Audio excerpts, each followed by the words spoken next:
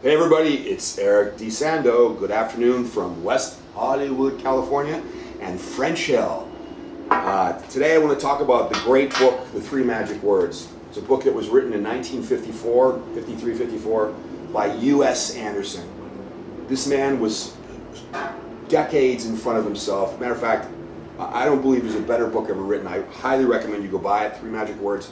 By the way, I'll just start off by telling you the three magic words. You don't have to read the whole book to know this. The three magic words are I am God, which sounds very blasphemous, but of course it's not at all. Actually, it's me not being separate of Mako, who's running the camera here, but me being connected to him. I am God. God is in everything. Means I am everything, and everything is me. With that kind of philosophy, there'd be no fights, no wars, not even that much arguing. I mean, even arguing between a liberal and a conservative would be understood as the same thing, just two sides of the same thing. Unfortunately, we don't have that world today, but we will one day. And maybe I can help a little bit, because today I'm just going to skip around the book, because I want to talk about starting. Over the last 3 years, I've started some new businesses. I have 2 or 3 things going on right now. I expect 1 to work, 2 not to work. You know, it's very hard to birth businesses and birth ideas. Somebody wrote me yesterday, I have a great idea, and I have to be careful not to say back to them, who cares? Because ideas mean nothing. It's all about execution, and the only way execution is going to happen through tremendous amounts of passion for whatever the hell it is you want to do. So let's listen. Let me read a little bit of U.S. Anderson's take on ideas and how to make money. So he says here, let money measure your service. Let your thoughts be always on the further service you can be to fellows, and you will find their gratitude coming back to you in the form of money. Perhaps not from the persons you have served, but return it will, for that is the law. Take your satisfactions from service, constantly seeking to expand and improve it. Take no thought for the money, which is always the result of service, and you will find yourself involved in an abundance that is unshakable, for it comes from the root of the soul. Prosperity is found on the law of mutual exchange. Guys, listen to this. So is poverty. Whatever ye would that men should do to you, do ye even so unto them, said Jesus. For he saw the great exchange of all life, and he knew that one who contributed to the impoverishment must be impoverished in turn. And one who contributed to the prosperity must prosper himself. So it is that what you give, you must get. What you sell, you must buy. What you think, you must see. And all things return home once again. Home, by the way, meaning God, meaning you.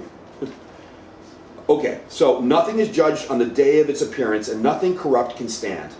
Prosperity based on falsehood is false prosperity and will wither before many a sun. The lasting wealth of this world is rightfully won by those who have rendered service in equal measure. Such money is not taken away from anyone. It represents but a fraction of what has been created. The man who surrounded himself with a lasting prosperity has enriched the whole world through his efforts. There is no limit to the abundance that can be created out of the limitless universal subconscious mind, and such abundance is available to all. No man can enrich himself without enriching others, for the law of life is that we do not prosper singularly, but by twos and threes in group. And whosoever provides a great service cannot avoid a great reward, any more than one who provides no service at all can avoid a condition of poverty. So I want to talk about this, okay? So, and it's so funny, when I've read this book a number of times, but it hit me again when I was working on this sermon. No, it's not a sermon. On this vlog. I'm looking at my own business that I have now. Am I serving enough to get the returns I deserve? A lot of people, Gary Vaynerchuk's of the world and many others, talk a lot about serving and about not receiving, just serve, serve, serve. And you can see the prosperity that's coming to people like Gary Vaynerchuk as he becomes very, very wealthy. So you're in the process of thinking about starting your own business or starting something new. How much service can you give and how valuable it is to others will directly determine how much money you make back. So if money's important to you, you better be willing to give a lot. And so that means you need to find something you're passionate about. And as you've heard in one of our other vlogs, You need to use the loops in your mind. You need to break those with the 5, 4, 3, 2, 1 rule, because you're going to get stuck in your stinking thinking of the past. And your parents have put into your head things that are not true, and other people as well. Okay, so power is creativeness. So the key is creativeness.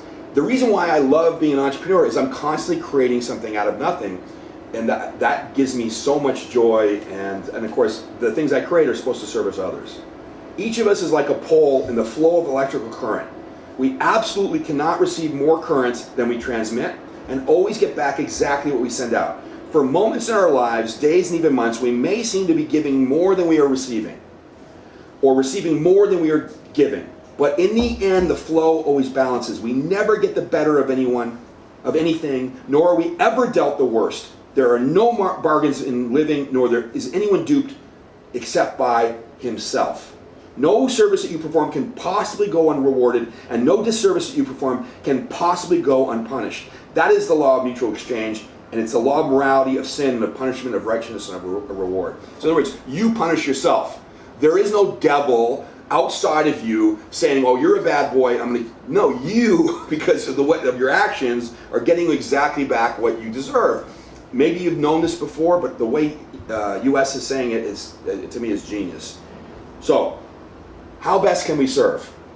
And this is what I want you to think about as you're forming your ideas in your head about what you want to do next to get out of that $12 an hour Starbucks job, or that $22 an hour crappy job you can't stand because you work 12 hours a night and you don't have any time on the day.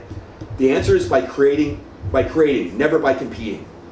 How best can we serve? The answer is by creating, never by competing. We serve neither ourselves nor humanity by competing for another man's job, another manufacturer's market, another man's business. We serve by creating new jobs, new markets, new means, new methods. The magic that makes each of us what he springs from an inexhaustible source. We are creative creatures umbilically tied to the creative power of God. Always God gives threads to those who spin a web. Always God gives threads to those who spin a web. And he smiles on those who dare and aspire. So, a lot of these vlogs are really meant for you to get a mindset going. But this one is one of the most important ones, because first of all, you should go to Amazon and for $10 buy this book and read it cover to cover and do what I did, which is make notes so you can go back to them. Okay? And I want to end with this with this part of the chapter. Nothing remains static. The great rhythms of life, of birth, of death, of ebb, of flow, of bud and bloom are all reaching, searching, building, expanding. God seeks to know through man. He seeks an ever greater self-awareness. He who attunes himself with the expanding nature of life makes himself one with the purpose of God, and success will surely come. Now, you probably didn't get that, so let me explain it to you.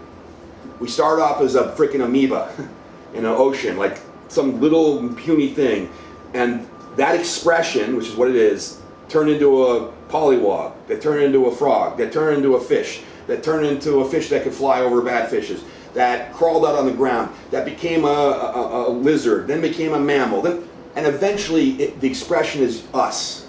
We're an expression, and it's an evolving expression, because God, all of us, want to know who we are. So how do you know who you are? By creating yourself. That's the key. So, what does that have to do with business? The only way you're going to be successful in business is to create something that hasn't been done, or it hasn't been done as well. That is the evolution from the amoeba into the pollywog, into this. You've got to move things fucking forward, man. That's how you become successful. That's where you get the results, and that's where you become connected. Because once you're connected to all the godness of you, you can't lose. You never will. And of course, I always think of Steve Jobs, and lately there's been a lot of bad press on Steve. His daughter really ripped the shit out of him. So I don't know what kind of man he was. But in terms of moving things forward, he's an obvious example of we're all better off because of the stuff he did, and he got well rewarded for that. Balance is a problem in the universe. When you're amazing at one thing, you're going to be really shitty at another. That's just unfortunate in his case that it had to be maybe as a father. And again, I don't know him, so who knows, maybe that's not right. But find yourself in purpose with yourself, God, you, not the whole ocean, the wave, and create things that move us forward, just like the fish to the mammal to the, you've got to be in congruence with nature and what we're doing. And I myself am taking my own advice, and I'm going to do it myself when I create these new companies I have. Okay? So I'm going to come back with more of this, and we'll do more of these over the next few days. And I want you to have a great day. And remember, I am God.